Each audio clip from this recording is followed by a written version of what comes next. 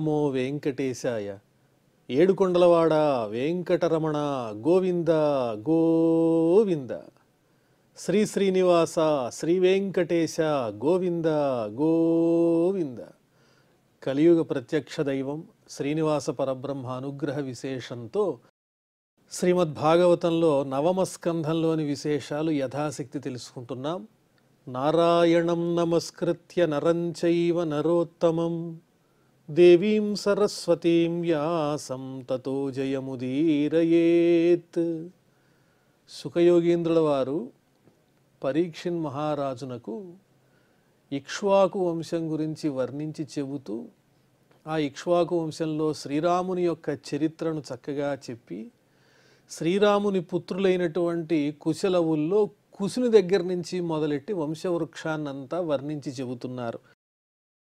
ఏతే హీక్ష్వాకు భూపాలాః అతీతాః శృణ్వనాగతాన్ బృహద్బలస్య భవితా పుత్రో నామ బృహద్రణః. ఈ ఇక్ష్వాకు వంశంలో బృహద్బలుడు అనే పేరు కలిగినటువంటి మహారాజు ఉన్నాడు. ఆయన భారత సంగ్రామంలో ఓ పరీక్షిన్ మహారాజా, నీ తండ్రి అయినటువంటి అభిమన్యుని చేత సంహరింపబడ్డాడు అని చెబుతున్నారు. ఇంతవరకు జరిగినటువంటి వృత్తాంతం గడిచినటువంటి ఇక్ష్వాకు వంశ ప్రభువులకు సంబంధించింది. రాబోయే కాలంలో ఇక్ష్వాకు వంశంలో ఉండబోయేటువంటి రాజుల యొక్క వర్ణన కూడా చేసి చెప్తాను విను అని బృహద్బలుని యొక్క పుత్రుడు బృహద్రణుడు, ఆ బృహద్రణుని యొక్క కుమారుడు ఉరుక్రియుడు రాబోయేటువంటి రాజు. ఇక్ష్వాకు వంశంలో ఉరుక్రియస్తతస్తస్య వత్సవృద్ధో భవిష్యతి ప్రతివ్యోమస్తతో భాను దివాకో వాహినీపతి. ఆ బృహద్రణుడు అనేటువంటి మహారాజునకు ఉరుక్రియుడు అనేటువంటి కుమారుడు. ఆ ఉరుక్రియునకు వత్సవృద్ధుడు, వత్సవృద్ధునకు ప్రతివ్యోముడు, ప్రతివ్యోమునకు భానుడు, భానునకు దివాకుడు అనేటువంటి కుమారులు కలుగుతారు అని భవిష్యత్తులో ఇక్ష్వాకు వంశ వర్ణక్రమం ఎలా ఉంటుంది, వంశవృక్ష క్రమం ఎలా ఉంటుందో అది వర్ణించి చెబుతున్నారు. సహదేవస్తతో వీరో బృహదశ్వోథ భానుమాన్ ప్రతీకాశ్వో భానుమత సుప్రతీకోథ తత్సుతః. దివాకుని యొక్క కుమారుడు సహదేవుడు. అతడు మహాపరాక్రమశాలి, గొప్ప శక్తి కలిగినటువంటి వాడు. సహదేవస్తతో వీరః. దివాకుని కుమారుడైనటువంటి సహదేవుడు గొప్ప వీరుడై ఉంటాడు. సహదేవుని పుత్రుడు బృహదశ్వుడు, బృహదశ్వుని కుమారుడు భానుమంతుడు. ఆ భానుమంతుని కుమారుని పేరు ప్రతీకాశ్వుడు. ఆ ప్రతీకాశ్వుని పుత్రుడు సుప్రతీకుడు అని చెప్పి భవిత మరుదేవోథ సునక్షత్రోథ పుష్కరః తస్యాంతరిక్షస్తత్పుత్రః సుతపాస్తదమిత్రజిత్. ఇంకా ఎంతోమంది మహారాజుల యొక్క పేర్లు గడిచిపోయినవన్నీ చెప్పారు, జరుగుతున్నది చెప్పారు, జరగబోయేది కూడా చెబుతున్నారు. అంటే భూత భవిష్యత్ వర్తమానములు తెలిసినటువంటి దివ్య దృష్టి సంపన్నులు శ్రీ సుఖయోగీంద్రుల వారు ఆ వృత్తాంతం అంతా వర్ణించి చెబుతున్నారు. సుప్రతీకుని కుమారుని పేరు మరుదేవుడు, మరుదేవుని పుత్రుడు సునక్షత్రుడు. ఆ సునక్షత్రుని కుమారుడు పుష్కరుడు. ఆ పుష్కరుని పుత్రుని పేరు అంతరిక్షుడు. అంతరిక్షుని కుమారుని పేరు సుతపసుడు. సుతపసుని పేరు అమిత్రజిత్. సుతపాస్తదమిత్రజిత్. ఆ సుతపసుని యొక్క కుమారుని పేరు అమిత్రజిత్ అని చెప్పి తరువాత ఇంకా వర్ణిస్తున్నారు. బృహద్రాజస్తు తస్యాపి బర్హిస్తస్మాత్ కృతంజయః రణంజయస్తస్య సుతః సంజయో భవితా తతః. అమిత్రజిత్ యొక్క కుమారుని పేరు బృహద్రాజు. బృహద్రాజు యొక్క కుమారుని పేరు బర్హి. బర్హి కుమారుని పేరు కృతంజయుడు. ఆ కృతంజయుని కుమారుని పేరు రణంజయుడు. ఆ రణంజయుని కుమారుని పేరు సంజయుడు అని వర్ణించి చెప్పి తస్మాచ్ఛాక్యోధ శుద్ధోదో లాంగలస్తత్సుత స్మృతః తతః ప్రసేనజిత్ తస్మాత్ క్షుద్రకో భవితా తతః. మరి ఆ సంజయునకు జన్మించినటువంటి వాని పేరు శాక్యుడు. శాక్యుని కుమారుని పేరు శుద్ధోదుడు. ఆ శుద్ధోదనకు జన్మించినటువంటి వాడు లాంగలుడు. లాంగలునకు జన్మించినటువంటి వాడు ప్రసేనజిత్. ప్రసేనజిత్తు యొక్క కుమారుడు క్షుద్రకో భవితా తతః. ఆ ప్రసేనజిత్తునకు జన్మించిన వాడు క్షుద్రకుడు అని వర్ణించి చెప్పి ఇంకా చెబుతున్నారు ఇక్ష్వాకు వంశాన్ని. రణకో భవితా తస్మాత్ సురథస్తనయస్తతః సుమిత్రో నామ నిష్ఠాంతే ఏతే బార్హద్బలాన్వయాః. క్షుద్రకుడు అనేటువంటి వానికి రణకుడు అనే కుమారుడు జన్మించాడు. ఆ రణకునకు జన్మించిన వాని పేరు సురథుడు. సురథునకు జన్మించిన వాడు సుమిత్రుడు. ఇంతవరకు చెప్పబడిన వాళ్ళందరినీ బృహద్బలుని వంశీయులు అని పిలుస్తారు. ఎవరి బృహద్బలుడు అంటే గడచినటువంటి ఇక్ష్వాకు వంశం, అంటే భూతకాలంలో ఉన్న రాజుల యొక్క వంశ చరిత్ర చెబుతున్నప్పుడు ఈ బృహద్బలుడే భారత సంగ్రామంలో పరీక్షిన్ మహారాజు తండ్రి అయిన అభిమన్యుని చేతిలో చంపబడినటువంటి వాడు, మరణించినటువంటి వాడు. ఆ తరువాత రాబోయేటువంటి ఇక్ష్వాకు వంశీయుల యొక్క చరిత్ర అంతా చక్కగా వర్ణించి చెప్పారు. ఇక్ష్వాకూణామయం వంశః సుమిత్రాంతో భవిష్యతి యతస్తం ప్రాప్య రాజానం సంస్థాం ప్రాప్స్యతి వై కలౌ. ఇంతవరకు నేను చెప్పింది ఈ ఇక్ష్వాకు వంశుల యొక్క గొప్ప చరిత్ర. ఈ ఇక్ష్వాకు వంశంలో చిట్ట చివరి వాడు ఎవరవుతాడు అంటే సుమిత్రుడు అనే పేరు కలిగిన వాడు అవుతాడు. అతడే రాజ్యాన్ని పొందుతాడు. ఆ సుమిత్రునితోనే ఈ ఇక్ష్వాకు వంశం అనేది పరిపూర్ణమవుతుంది. ఈ కలియుగంలోనే ఈ వంశం అనేటువంటిది అంతరిస్తుంది అని వర్ణించారు. ఆ తరువాత ఇంతవరకు మనం 12వ అధ్యాయం దాకా పరిపూర్ణం చేసుకున్నాం నవమ స్కంధంలో. ఇప్పుడు 13వ అధ్యాయం నుంచి చెప్పుకుంటున్నాం. శ్రీ శుక ఉవాచ నిమిరిక్ష్వాకుతనయో వసిష్ఠం అవృతర్త్విజం. ఇక్కడి నుంచి నిమి చక్రవర్తి గురించి చెబుతున్నారు. ఎవరు ఈ నిమి చక్రవర్తి అంటే, ఇప్పుడు మనం ఇక్ష్వాకు వంశం అని చెప్పుకున్నాం కదా. ఈ ఇక్ష్వాకు వంశంలో ఇక్ష్వాకుకి ఎంతోమంది పుత్రులు ఉన్నారు. అందులో ప్రముఖులైన వాళ్ళ పేర్లలో మొదటి వాడు వచ్చి వికుక్ష అయితే, రెండో వాడి పేరు ఇదిగో నిమి చక్రవర్తి. ఆ తర్వాత దండకుడు అనే పేరు కలిగిన కుమారుడు కూడా ఉన్నాడు. ప్రస్తుతం ఆ వికుక్షి నుంచి ఇక్ష్వాకు ద్వారా వికుక్షి నుంచి వచ్చిన వంశాన్నంతా ఇంతవరకు చెప్పారు. ఆ తరువాత ఆ ఇక్ష్వాకు వంశంలో ఆ ఇక్ష్వాకు పుత్రుడైనటువంటి రెండవ వాడు నిమి చక్రవర్తి వంశం గురించి వర్ణించి చెబుతున్నారు. నిమిరిక్ష్వాకు తనయో వసిష్ఠం అవృతర్త్విజం ఆరభ్య సత్రం సోప్యాహ శక్రేణ ప్రాగృతోస్మి భోః. ఈ నిమి చక్రవర్తి చాలా గొప్పవాడు. ఇతడు వశిష్ఠుణ్ణి గురువుగా ఎంచుకుని ఆయన ద్వారా ఒక సత్రయాగం చెయ్యాలి అని సంకల్పించాడు.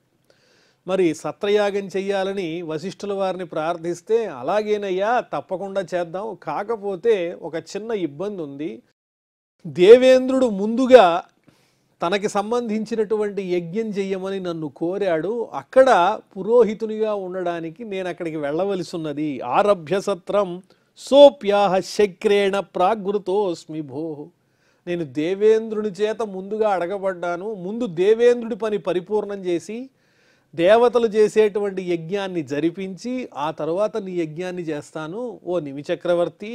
ఎందువల్లంటే ముందుగా దేవేంద్రుడు కోరాడు కాబట్టి నేనే చేయిస్తాను ఈ యజ్ఞం కూడా అని నిమి చక్రవర్తితో చెప్పి అక్కడి నుంచి బయలుదేరి వెళ్ళిపోయారు వశిష్ఠుల వారు.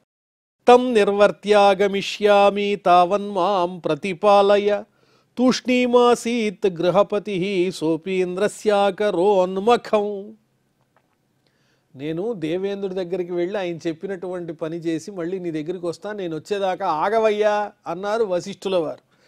కానీ ఇతను బదులు చెప్పలేదు నిమి చక్రవర్తి. వశిష్ఠుల వారు చెప్పే మాటలన్నీ నిశ్శబ్దంగా విన్నాడు. తూష్ణీమాసీత్ గృహపతి. వెంటనే అక్కడి నుంచి వశిష్ఠుల వారు వెళ్ళి ముందుగా దేవేంద్రునికి సంబంధించిన ఆ కార్యాన్ని పరిపూర్తి చేస్తున్నారు. నిమిశ్చలమిదం విద్వాన్ సత్రమారభతాత్మవాన్ ఋత్విగ్భిరపరైస్తావత్ నాగమద్యావతా గురు. ఆ వశిష్ఠుల వారు తిరిగి వచ్చేలోపే నిమి చక్రవర్తి ఆలోచించాడు, దేహం అనేది క్షణభంగురం, ఇది ఎంతకాలం స్థిరంగా నిలిచుంటుందో తెలియదు. ఈ వశిష్ఠుల వారేమో ముందు దేవేంద్రుడి పని పూర్తి చేస్తానని వెళ్ళారు. ఆయన వచ్చేదాకా నేను జీవించి ఉండాలి. ఈ మధ్యలో ఎన్నైనా విఘ్నాలు కలగవచ్చు. మరి సత్కార్యం చేయబోతున్నాను నేను, సత్రయాగం. ఆయన వచ్చేదాకా ఎందుకు ఆగటం అని వారు కాకుండా ఇతరుల్ని, ఋత్విక్కులను ఆధారంగా చేసుకుని వేరొకరిని ఆ యజ్ఞం చేయమని కోరి వారి చేత యజ్ఞాన్ని ప్రారంభించేశాడు. ఋత్విగ్భిరపరైస్తావత్ నాగమధ్యావత గురు. వశిష్ఠ మహర్షి రాకుండానే ఈయన యజ్ఞం చేయటం ప్రారంభించాడు నిమి చక్రవర్తి. శిష్య వ్యతిక్రమం వీక్ష్య నిర్వర్త్య గురురాగత అశపత్ పతతాద్దేహో నిమేహే పండితమానినః.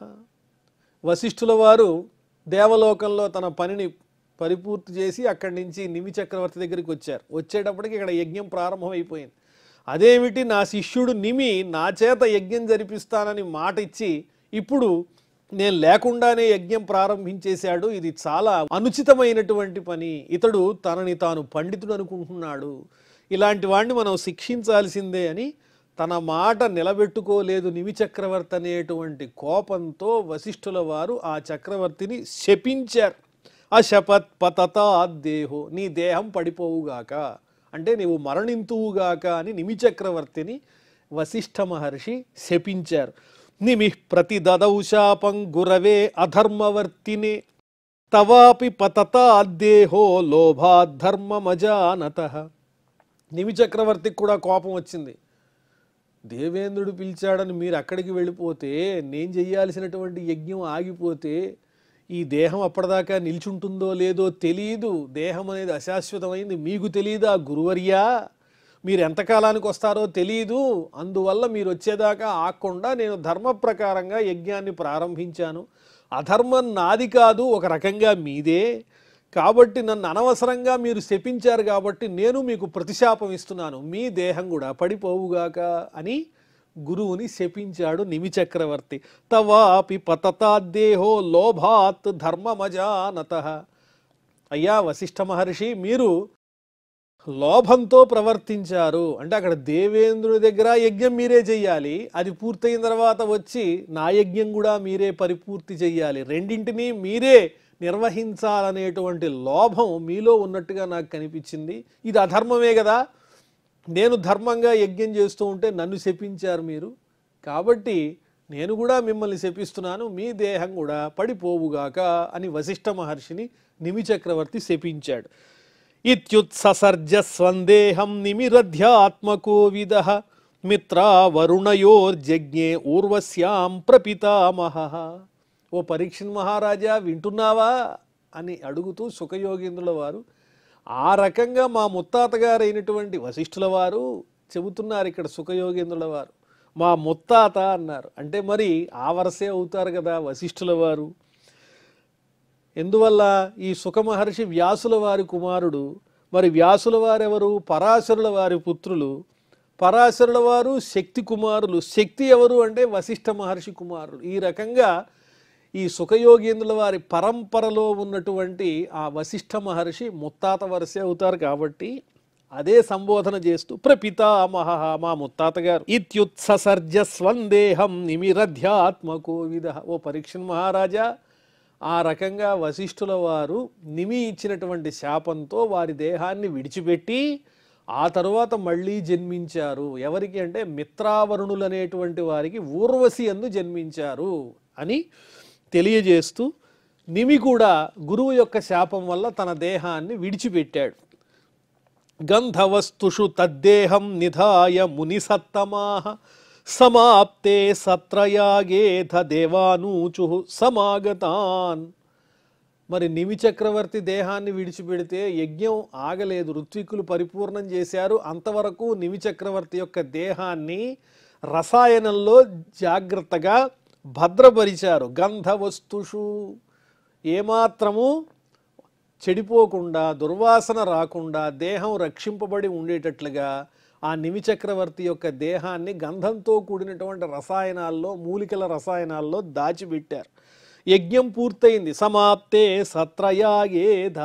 చాలా కాలం తర్వాత సత్రయాగం పరిపూర్ణమయ్యాక దేవతలు అక్కడికి వచ్చారు ఆ యజ్ఞానికి ఆవిర్భాగాలు అవి స్వీకరించడానికి. అప్పుడు ఋత్విక్కులు వాళ్ళంతా ప్రార్థించారు, అయ్యా మా చక్రవర్తి నిమి మరణించాడు, అతన్ని మీరు బ్రతికించాలి, ఇంత గొప్ప యజ్ఞం చేశాడు, వశిష్ఠ మహర్షి యొక్క శాపం వల్ల ఆయన దేహాన్ని విడిచిపెట్టాడు, మీరే రక్షించాలన్నారు.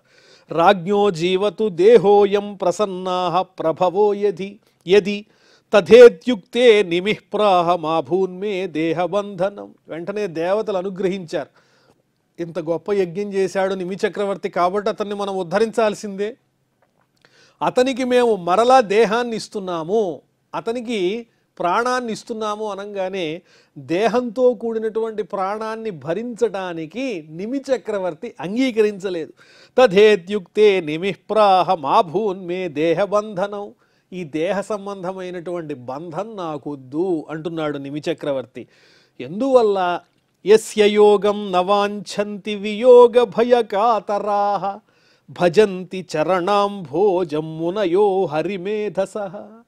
నిమి చక్రవర్తికి దేవతలు దేహాన్ని ఇస్తానన్నా వద్దంటున్నాడు ఆ చక్రవర్తి. ఎందువల్ల అంటే ఈ దేహం అనేది ఎన్నో బంధాలకి కారణమవుతుంది. ముఖ్యంగా శ్రీ మహావిష్ణువుని ఆరాధించేటువంటి మనస్సున్నటువంటి యోగులందరూ ఆ స్వామిని జపిస్తూ ఆయన పాదములను స్మరిస్తూ భయంతో వేడుకుంటారు, మాకు ఈ దేహం వద్దు అని, నీ సాన్నిధ్యం కావాలని కోరుకుంటూ ఉంటారు.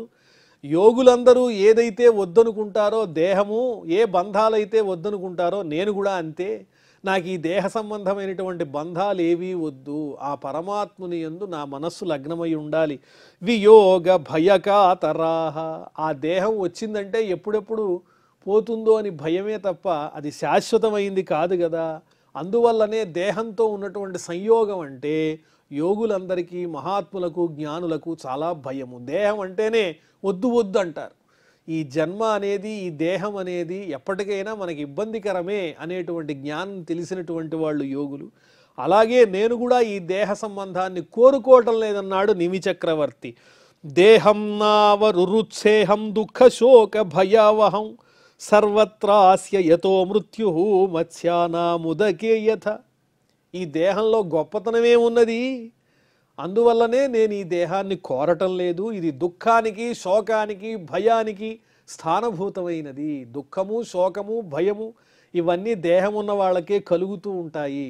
ఎప్పుడు ఈ దేహం నశిస్తుందో తెలియదు, ఏ ప్రమాదం కలుగుతుందో తెలియదు, బుద్భుతప్రాయమైనటువంటిది. సర్వత్రస్య యతో మృత్యు, ఎట్నుంచి చూచినా మృత్యు అనేది ఎప్పుడూ సన్నిహితంగానే ఉంటుంది. నదిలో సముద్రంలో తిరిగేటువంటి మత్స్యములు ఉంటాయి, చేపలు, అవి ఎప్పుడు ఏ పెద్ద తిమింగలాలతో మింగబడతాయో వాటికే తెలియదు, వాటికి ఎప్పుడూ మృత్యు సన్నిహితంగా ఉంటుంది. ఆ విధంగా మత్స్యములకు ఏ విధంగానైతే మృత్యువు చేరువలో ఉంటుందో దేహధారులకు కూడా అనేక రకాలైనటువంటి ప్రమాదాలు ముంచుకొస్తూ ఉంటాయి. దేహం అనేది స్థిరంగా నిలిచి ఉండేది కాదు కాబట్టి నాకు ఆ దేహ సంబంధం వద్దు అని నిమి చక్రవర్తి దేవతల్ని కోరాడు. వెంటనే దేవతలు అన్నారు, దేవాహ ఊచు విదేహ ఉష్యతాంకామం లోచనేషు శరీరిణాం ఉన్మేషణ నిమేషాభ్యాం లక్షితోధ్యాత్మ సంస్థిత.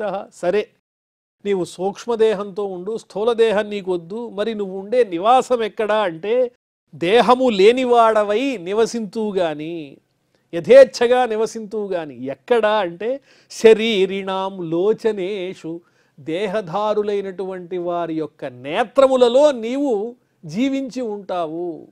నీకు దేహమైతే మేము ఇవ్వడం లేదు, ఎలా ఉంటావు వారి నేత్రాల్లో అంటే ఉన్మేషణ నిమేషాభ్యాం, కనురెప్పలు మూయటం తెరవటం, అక్కడ నువ్వు ఉంటావు.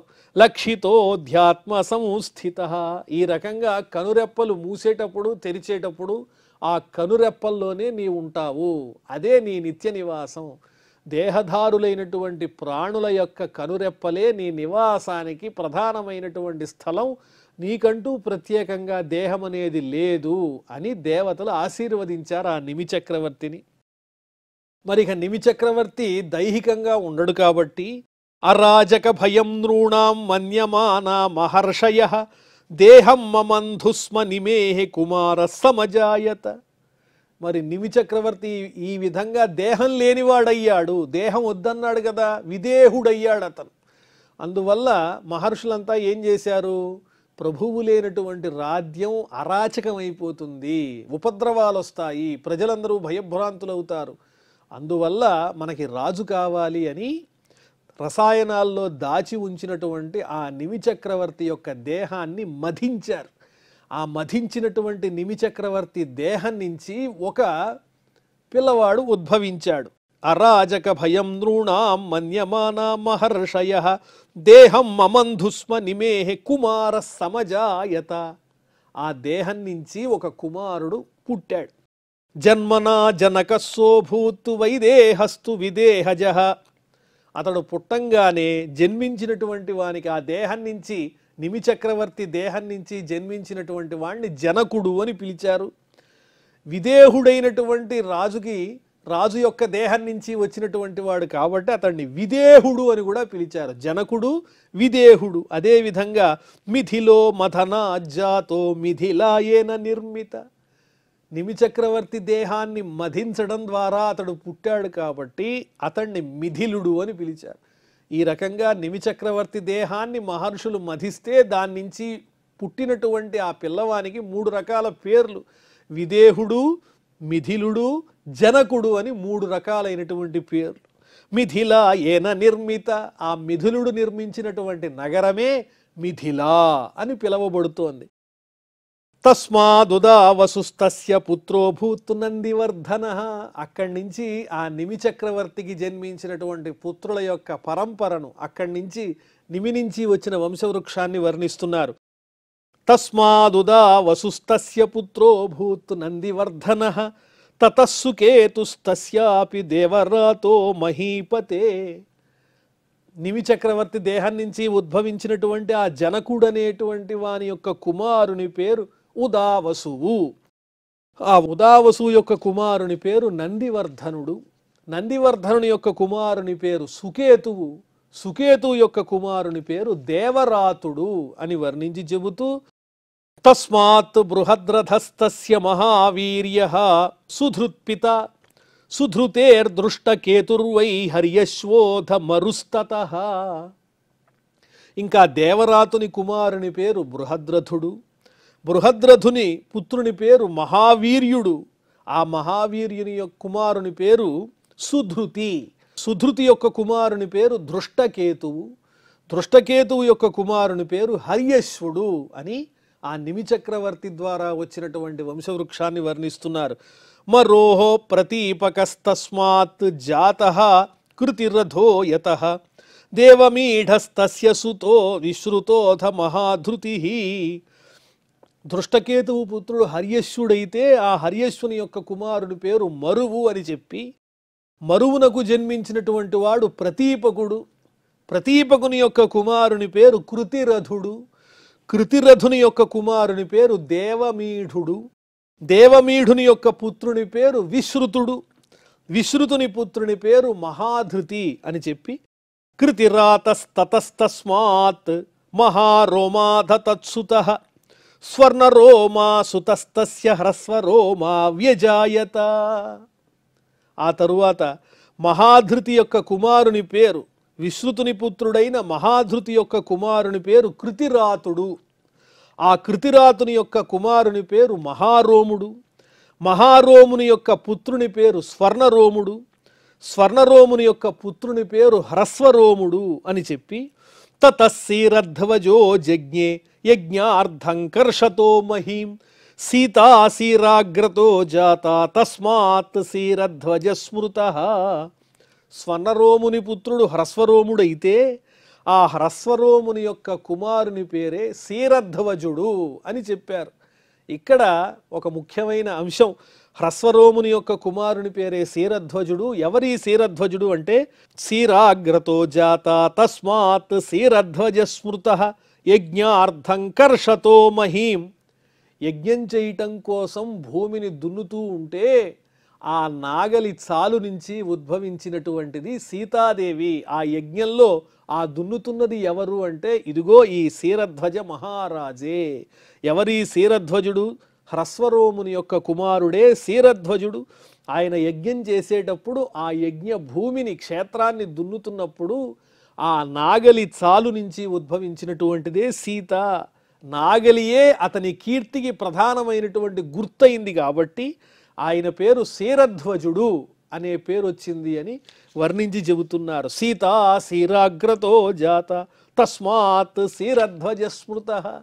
ఇతడు కూడా ఈ జనక వంశంలో వాడు కాబట్టే ఈ శీరధ్వజ మహారాజునే జనకుడని పిలుస్తారు. వీరంతా మిథిలను ప్రధానమైనటువంటి పట్టణంగా చేసుకుని పరిపాలన కొనసాగించారు. కుశధ్వజస్తస్య పుత్రః తతో ధర్మధ్వజో నృపః ధర్మధ్వజస్య ద్వౌ పుత్రౌ కృతధ్వజ మితధ్వజౌ. ఇది శీరధ్వజుని యొక్క చరిత్ర. మరి శీరధ్వజుని పుత్రుడెవరు అంటే కుశధ్వజుడనే పేరు కలిగినటువంటి వాడు. ఆ కుశధ్వజుని యొక్క పుత్రుడెవరు అంటే ధర్మధ్వజుడు అని చెప్పి, ఆ ధర్మధ్వజుడనే పేరు కలిగిన కుశధ్వజునకు ఇద్దరు పుత్రులున్నారు. వాళ్ళెవరు అంటే కృతధ్వజుడు మితధ్వజుడు అనే పేర్లు కలిగినటువంటి వారు ధర్మధ్వజుని యొక్క కుమారులు.